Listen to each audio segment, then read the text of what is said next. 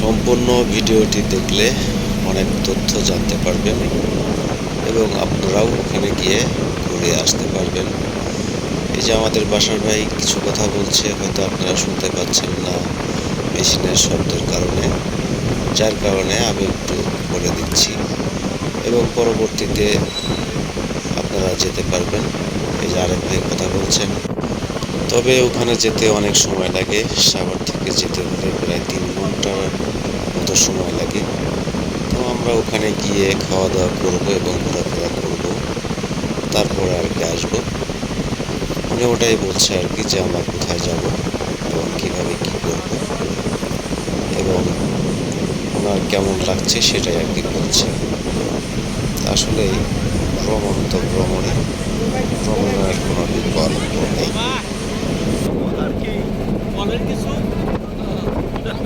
ভাই, বলেন। এই ভাই, আমরা কোথায় যাবো এখন? নাম কি জায়গার?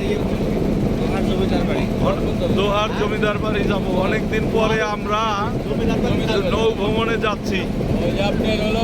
অনেকদিন পরে নৌ ভ্রমণে যাচ্ছি, খুব ভালো লাগতেছে আমাদের।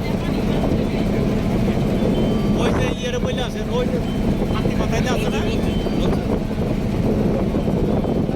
আমরা এখন যাবো লোহার নবাবগঞ্জ জমিদার বাড়ি রাখার জন্য। জমিদার বাড়িতে আমরা ওখানে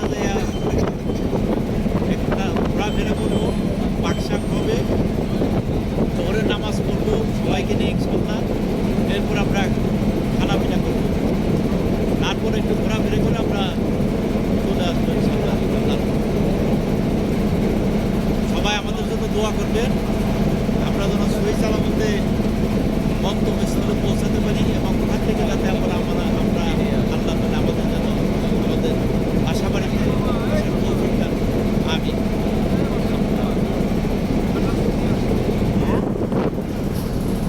দেখতে পাচ্ছেন আমরা নৌকাতে আছি এবং এই যে আশেপাশের দৃশ্যগুলো দেখাচ্ছি, দেখুন কত সুন্দর।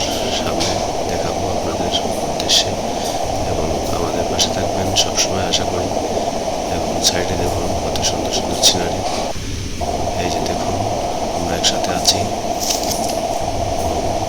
দৃশ্যগুলো অসাধারণ দেখতে পাচ্ছেন, খুবই সুন্দর, যা ভাষায় প্রকাশ করার মতো না, খুবই সুন্দর।